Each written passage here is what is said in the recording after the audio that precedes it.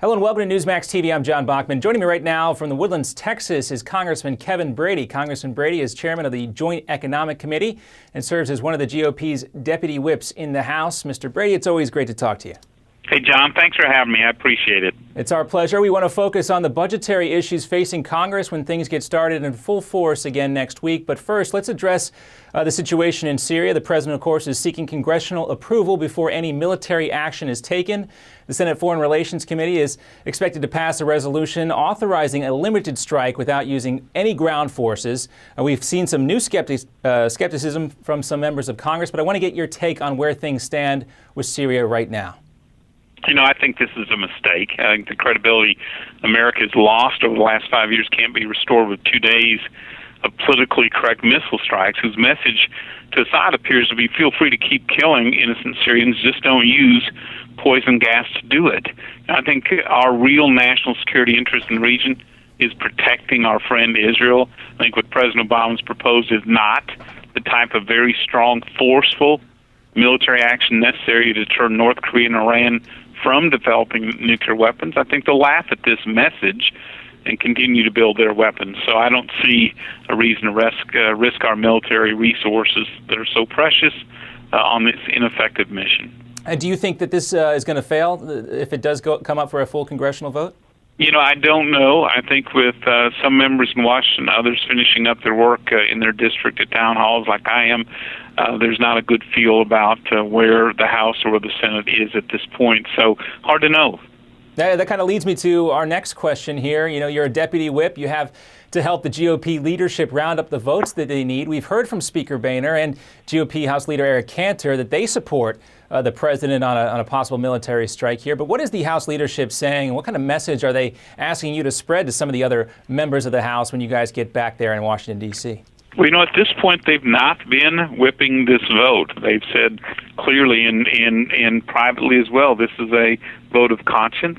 You know, this is where we stand, and we hope you'll follow us, but we are not whipping members to fall in line in any way. I think they understand that, look, everyone sees any act of war, any use of military force as a very difficult decision, and they're letting members at this point arrive at their own decision. Well, things might change when you guys do get back to Washington, so we'll see what happens when that vote gets potentially closer. But no matter what happens in Syria, of course, there's another huge issue that Congress will have to deal with starting next week, and that's the debt ceiling. It looks like the federal government is going to run out of money if that debt ceiling is not raised by late this fall. How does the situation in Syria, though? We've seen, some bipartisanship and some, we've heard that saying before, politics makes strange bedfellows. We've seen Tea Party members of Congress lining up with liberal members of Congress on Syria. But how do you think the Syria situation will shape the debt ceiling and budgeting debates facing Washington?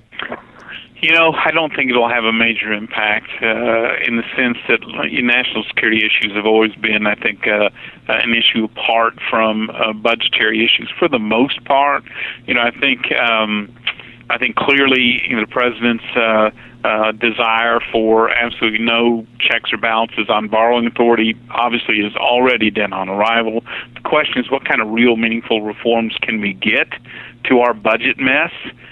In the debt ceiling, in the CR issue, I think there's real opportunity not only to push, a timetable for tax reform, but finally start the first steps on how we save Medicare and Social Security for the long run. That's really, besides the cuts that have been made, I really think the biggest steps we can take would be how we tackle those really important issues. So you would like to see any continuing resolution tied to some kind of definitive timetable for tax reform? Yeah, I think that's critical just because I think spending cuts gets us halfway back to a balanced budget, but to finish the job, we need a much stronger economy to generate new tax revenues. Tax reform can do that, and I think not only get us back to a balanced budget, actually help us start paying down the debt as well. And if you couple that with really solid reforms to save Social Security and Medicare, you've really hit the balance that gets us back on our feet. Now, we've heard a couple proposals floated from different members of Congress, and we've heard Speaker Boehner, I think he said at a fundraising event for another member of Congress somewhere out in the Midwest this week that, they're really going to hold the line on this continuing resolution, and that the party would be willing to maybe force another debt ceiling debate, perhaps a deadline, to force these spending cuts.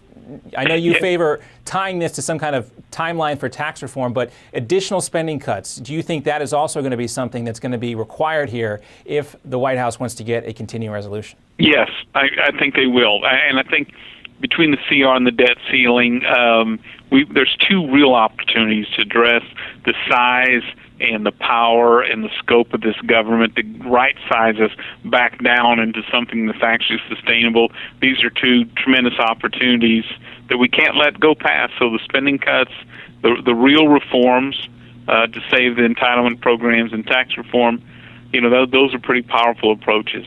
And you talked about this a little while ago. The White House says they're not going to accept anything like what you're proposing. Do you think they're bluffing? Yes, I think they're living in another world. The truth is the debt ceiling issues have been where the biggest reforms, from Graham-Rudman to the Balanced Budget Act to the recent over $2 trillion in budget cuts, have come through negotiations on the debt ceiling. And so, especially as deep in debt and as again strong as our deficits are, obviously this needs to be done.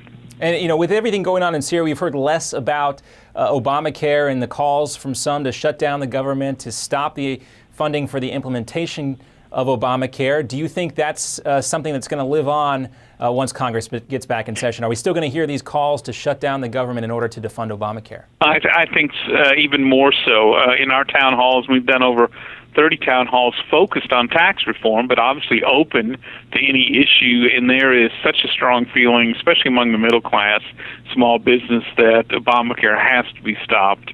And whether it is through the defunding effort, which I think is critical, or through moving the IRS out of our health care, or simply delaying the worker mandate, which also I think is key. I think every effort to try to slow or stop or delay this is critical. Now, there have been some rumors about a kind of grand Republican alternative to Obamacare that will be proposed this fall. Do you know anything about that? I think I don't know the timetable, but I know that we are not short of ideas. We're short of pulling together as a conference between one solution to replace this. And I think we sat down, frankly, as a conference in the House and Senate. We could do that in pretty short order. So I'm hopeful that we can offer a whole different vision, because right now the American public understands Obamacare is not ready for them and their families. Absolutely not. And so we ought to turn to, what else could be a better solution. Yeah, I think a lot of Americans are looking for a third option. What we have now, then there's Obamacare, but something else, I think, is what a lot of folks are looking for. Lastly, let's kind of focus back on the sequester real quick. And I wanted to get your take, because there's, a debate right now on whether or not these cuts have actually been a good thing or not. And there are several Republicans who say the cuts are working, but Democrats say they're actually hurting the economy. I would assume you'd say that these are working, but do you expect to see more cuts along those same lines, maybe not in the same way, but deeper cuts to government spending? Yes, I do expect deeper savings. I expect them to be a lot smarter. I think the way the sequester was designed was designed to be politically unpalatable rather than the highest priority of spending. So I think we need to refocus on where is our priorities, what are the least effective and more wasteful spending that can be eliminated. But I expect the sequester levels to stay or even, frankly, go deeper into savings. But I also see a shift toward Social Security, Medicare, and Medicaid, because those are the programs driving so much of the spending, and they're in financial trouble. I really think Republicans are focused on how can we extend the lives of those programs and get us back to, again, get our financial house in order. Yeah, the Syria situation is kind of has a magnetic pull on everyone's eyeballs at this point, but there is certainly a lot of work ahead for Congress when you guys get back in session. Congressman Kevin Brady talking to us from the Woodlands in Texas. Always a pleasure to speak with you, sir. Hey, great, John. Thank you. And thank you for watching Newsmax TV.